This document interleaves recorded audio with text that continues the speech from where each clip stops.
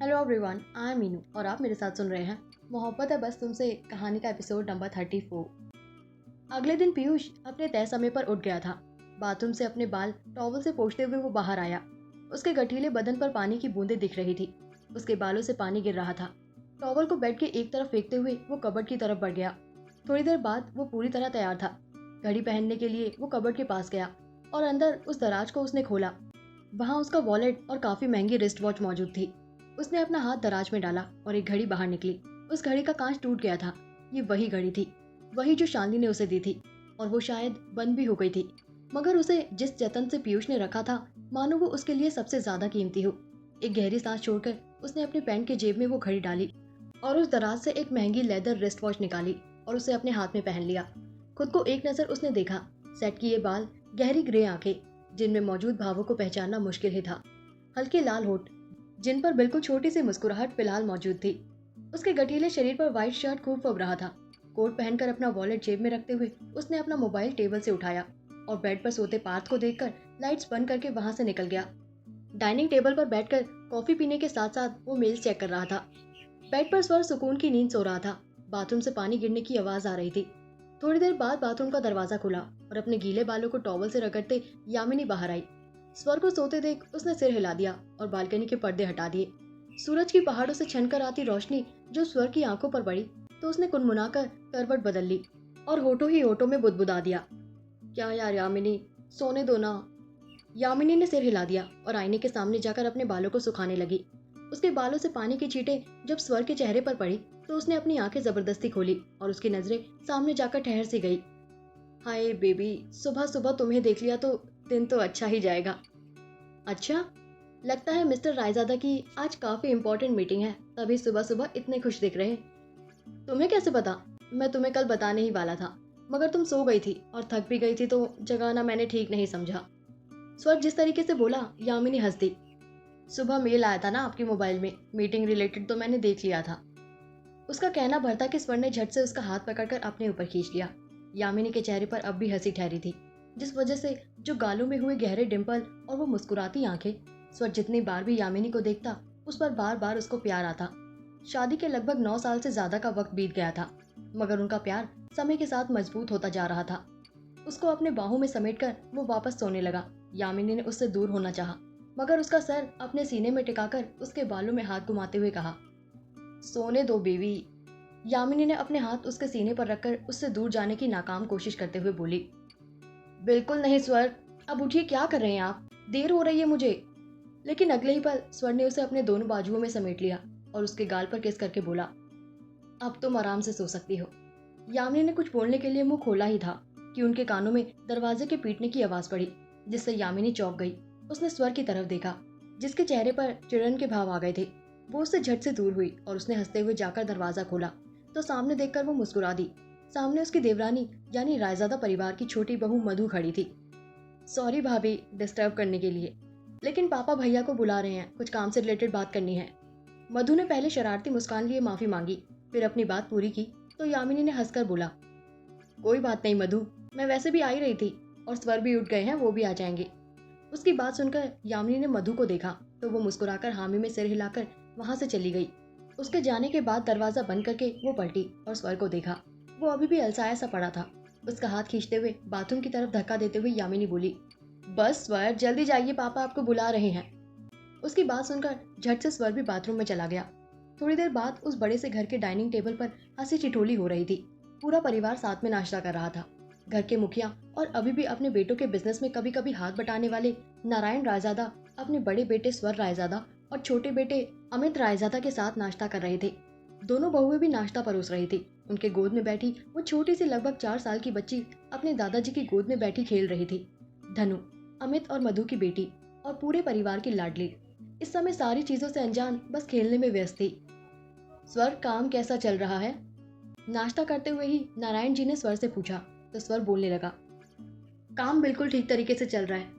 आज एक बहुत ज्यादा इंपॉर्टेंट प्रोजेक्ट के सिलसिले में दिल्ली की नामी कंपनियों में से एक ओबरॉय इंडस्ट्री के सीईओ के साथ मीटिंग है। अगर ये प्रोजेक्ट हमें मिल गया तो उम्मीद है अगले हफ्ते तक ही वो शिमला आ जाएंगे इसके सिलसिले में बात करने। सच में पापा, ये प्रोजेक्ट हमारी कंपनियों को ऊंचाइयों पर ले जाएगा। क्योंकि पीयूष ओबरॉय वो नाम है जिससे काम करने के लिए कई कंपनीज एड़ी चोटी का जोर लगा देते हैं। उसकी बात सुनकर नारायण जी ने सिर हिला दिया और यामिनी की तरफ मुड़ते हुए बोले, बहू, तुम्हारा लाडला अभी तक नहीं आया क्या कराटे क्लासेस से?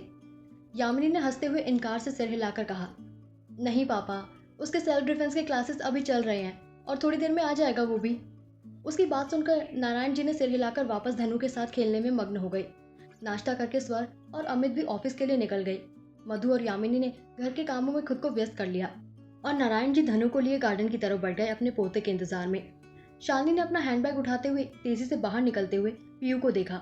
उसे अपने सीने से लगाकर ध्यान रखने को बोलकर मोहन जी को देखा और वहां से अपने सैंडल्स पैरों में डालते हुए वहां से अपने ऑफिस के लिए निकल गई। उसके बाहर निकलते ही टीवी ऑन करके सोफे पर पीठ के बल लेटकर पीयू ने अपना पूरा ध्यान टीवी में लगा दिया। उसके साथ साथ मोहन जी भी बराबर मूवी में ध्यान दे रहे थे। दोपहर 3 बजे ओबरॉय इंडस्ट्रीज। अपने कैबिन में बैठे पीयूष ने अपने कोट को चेयर के हेडरेस्ट के हवाले किया था। फिलहाल के लिए उसका पूरा ध्यान लैपटॉप पर था, जहां स्क्रीन पर स्वर और अमित के साथ साथ उनका असिस्टेंट भी था। पीयूष के चेयर के पास खड़ी तिथि पीयूष को देख रही थी, जिसके चेहरे पर गंभीरता साफ नजर आ रही थी। उसके हाव भाव से तो यही लग रहा था कि वो स्वर से और उसकी कंपनी से अच्छा खासा इंप्रेस है। आखिर रायजादा इंडस्ट्री का भी बिजनेस की दुनिया में काफी नाम था। मिस्टर रायजादा, अगली मुलाकात हमारी आपके ऑफिस में प्रोजेक्ट के प्रेजेंटेशन के साथ होगी। मुझे खुशी होगी आपके साथ काम करने में। उम्मीद है हम साथ में बेहतरीन काम करेंगे। उसकी बात सुनकर अमित के चेहरे पर मुस्कान बिखर गई। उसने स्वर को देखा, जो खुद काफी खुश नजर आ रहा था। उसे अपनी मेहनत सफल होती नजर आ रही थी। पीयूष ने तिथि की तरफ इशारा करते हुए बोला, बाकी चीजें आपको मेरी असिस्टेंट समझा देगी, आप उस हिसाब से। वो आगे कुछ बोलता उससे पहले स्वर के कैबिन का दरवाजा खोलते हुए शालिनी ने अंदर आने की परमिशन मांगी। इतने सालों बाद उसकी आवाज सुनकर पीयूष को ऐसा लगा मानो उसका दिल ना जाने कितने समय बाद धड़का है। बेशक ही वो शालिनी को देख नहीं सकता था क्योंकि वो गेट की तरफ थी, मगर उसकी आवाज ने पीयूष को अंदर तक सुकून पहुंचा दिया था। उसके हाथ खुद ब खुद उसके सीने पर चले गए। सांसें मानो पूरी रुक गई हो। आंखों के आगे शालिनी के साथ बिताया हर मंजर घूम गया, अच्छा बुरा सब कुछ। इस तरफ खामोशी से वो बस शालिनी की आवाज सुन रहा था। जब शालिनी वहां से चली गई तो स्वर ने वापस स्क्रीन की तरफ देखा। पीयूष ने अपने हाथ से पेपर वेट गिरा दिया। इससे पहले कि स्वर की नजर उसकी आंखों पर पड़ पाती, वो एक्सक्यूज मी बोलकर पेपर वेट उठाने के लिए झुक गया। आंखों के कोरे पोंछकर वो उठा और मीटिंग आगे कंटिन्यू हो गई। थोड़ी देर बाद वो मीटिंग खत्म हो चुकी थी। पीयूष के दिल में एक बेचैनी और एक अलग ही खुशी ने जगह ले ली थी। वहीं स्वर इन सबसे अनजान अपनी कंपनी के भविष्य को लेकर खुश था। अब पीयूष के लिए यह हफ्ता बिताना उन 7 सालों से ज्यादा मुश्किल लग रहा था। कहते हैं ना, जब इंतजार खत्म होने की कगार पर होता है तो हर एक पल आपके जहन में किसी हथौड़े की तरह पड़ने लगता है। यही हो रहा था पीयूष के साथ। कॉलेज का पहला दिन, शालिनी से मुलाकात, उसका गुस्सा, उसके एहसास जिसे उसने हमेशा के लिए अपने बदले की आड़ में दरिया किनार किया, शालिनी के साथ बिताया हर पल, ये 7 साल की दूरी और ना जाने कितने ही पल उसकी आंखों के आगे घूम रहे थे। तिथि, मेरी अगले हफ्ते की सारी मीटिंग्स पोस्टपोन कर दो। अगले हफ्ते मैं शिमला के लिए निकलूंगा और प्लीज 1 कप कॉफी दे देना। उसने अपने कदम कांच की दीवार की तरफ बढ़ाते हुए कहा तो उसे परेशान देखकर तिथि ने भी कुछ कहना ठीक नहीं समझा और कैबिन से निकल गई। गहरी सांस लेकर सिगरेट जलाकर अपने होठों के बीच रखकर उसने एक लंबी कश खींची। धुएं के छल्ले को हवा में छोड़ते हुए अपना एक हाथ पॉकेट में डाले हुए ही अपनी सर्द नजरों को सामने किए बोला, आ रहा हूं मैं वापस तुम्हारी जिंदगी में।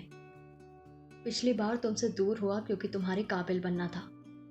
यकीन मानो इस बार तुम खुद मुझे अपने आप से दूर नहीं कर पाओगे। 1 हफ्ते बाद शिमला। शाम के लगभग 6 बज रहे थे। शालिनी शहर में मौजूद उस लोकल मार्केट में आई थी जहां संडे होने की वजह से रोज के मुकाबले ज्यादा ही भीड़ थी। आदित्य उसके पीछे पीछे बड़बड़ाते हुए चल रहा था। कह रहा था मैं आज नहीं आते हैं, मगर नहीं, शालू मैडम को मेरी सुननी ही कहाँ है। इन्हें तो एक बार बुखार चढ़ गया तो बस। पीयू कुछ और भी तो खा सकती है, पर नहीं, इसे उसे छोले भटूरे ही खिलाने हैं।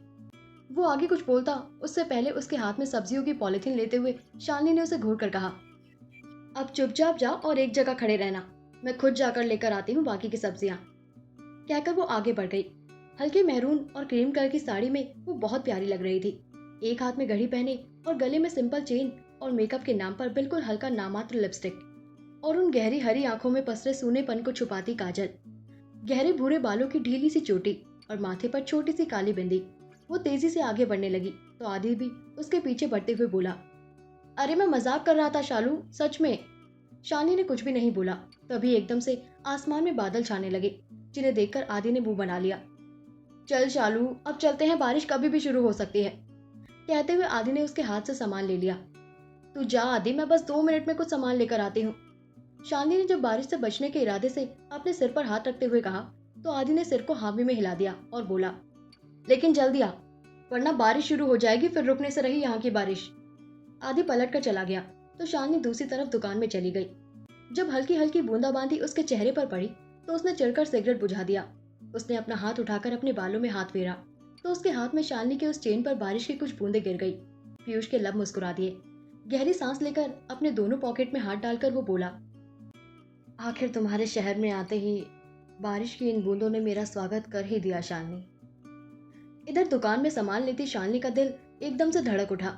उसके हाथ जो पर्स में से पैसे निकाल रहे थे वो ठहर गए।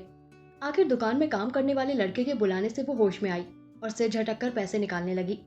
इधर जब बारिश तेज हो गई तो बारिश से बचने के लिए उसने सामने दुकान देखी, जहां अंदर कुछ लोग शायद सामान ले रहे थे। बाहर दुकान के ऊपर लगे छज्जे की आड़ में बारिश से बचा जा सकता था, और फिर इस तरह खड़े रहकर भी वो आधे से ज्यादा तो भीग ही गया था, और भीगने से बेहतर था बारिश से बचना। यही सोचकर उसने सिर झटका। पानी की बूंदें उसके बालों से बिखर गई। जैसे तैसे बारिश से बचते हुए वो उस तरफ दुकान के बोर्ड के नीचे बारिश से बचने की उम्मीद में खड़ा हो गया। उसका दिल इतनी तेजी से धड़क रहा था कि उसने अपनी नजरें यहाँ वहां घुमानी शुरू कर दी। वहीं मौजूद कुछ लड़कियां जो सड़क के दूसरी तरफ खड़ी पीयूष को देखकर आहें भर रही थी, मगर पीयूष का ध्यान उन पर था ही नहीं। उसकी नजरें ना जाने क्यों बेचैन थी। दिल बेतहाशा धड़क रहा था। बारिश तेज हो चुकी थी और बारिश की बूंदों की वजह से वो भीग रहा था। तभी दुकान से शालिनी अपने सामान को पकड़े और पल्लू की मदद से बारिश से अपने सिर को बचाने की कोशिश करते हुए वो बाहर निकली। बारिश अब तेज हो गई थी। अगर वो रुकती तो और तेज हो सकती थी बारिश। यही सोचकर उसने एक हाथ से अपनी साड़ी को संभाला और दूसरे हाथ से सामान को उठाए वो तेज कदमों के साथ आगे बढ़ी। उसके बिल्कुल पास वाले दुकान के नीचे खड़े पीयूष की पीठ उस तरफ थी। फोन पर किसी से बात करके उसने फोन रखा और बारिश से बचते हुए अपने कदम आगे बढ़ाने लगा। तभी उसके पास से ही जाती उस लड़की का पैर फिसलन की वजह से एकदम से मुड़ा। साड़ी में पैर फंसने की वजह से वो गिरती। उससे पहले उसे बचाने के इरादे से पीयूष ने उसका हाथ कसकर पकड़कर अपनी तरफ खींच लिया। उसके सामने वो थी, उसकी शालिनी। 7 साल बाद उसकी नजरों के सामने। शालिनी हैरानी से पीयूष को देख रही थी। उसके मजबूत हाथों ने शालिनी को संभाल रखा था, मगर उसको देखने के बाद उसके काबू किए जज्बात संभाले नहीं संभले। आंखें खुद ब खुद आंसुओं से भर गई।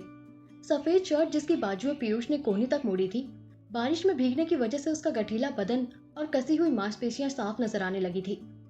वहीं पीयूष एक टक उसे देख रहा था। उसे कुछ ध्यान नहीं था कि वो इस बीच बाजार में है और बारिश में भीग रहा है।